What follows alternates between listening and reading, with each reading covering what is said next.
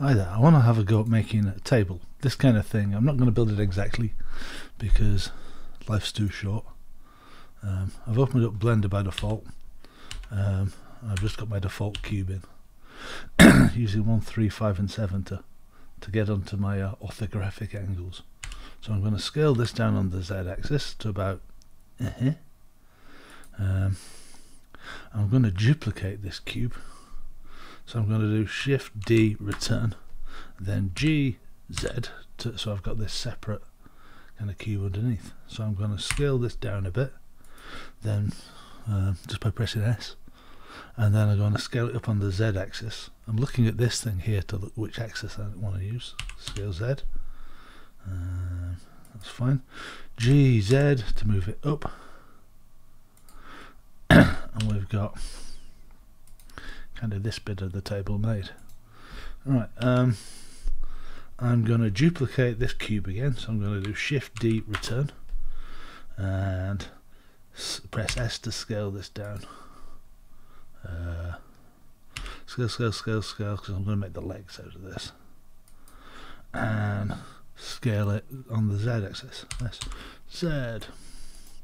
That's a bit wide still, isn't it? Scale it down some more. Scale Z.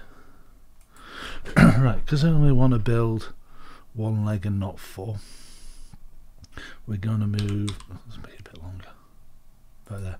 We're going to use a mirror modifier. This kind of reflects it like it's reflected in a mirror, but the reflections happen around this little tiny yellow dot, which is the origin point.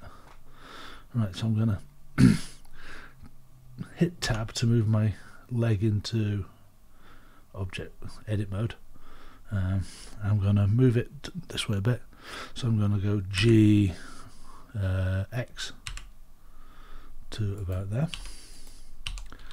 and I want to move it that way a bit, so I'm going to go select it all, A to select all, G Y to about there, G Z to move it all down so it's just touching there. So I've just got a leg on the corner. Now, because I did this in edit mode, my origin point has remained in the middle. So now if I add a mirror modifier, we've got 2 legs because it's reflecting on the x-axis, which is there, and if I click on Y, then we've got all 4 legs. Cool. We'll leave it there. Next time we should do joining it together and making the UVs. Thank you for watching.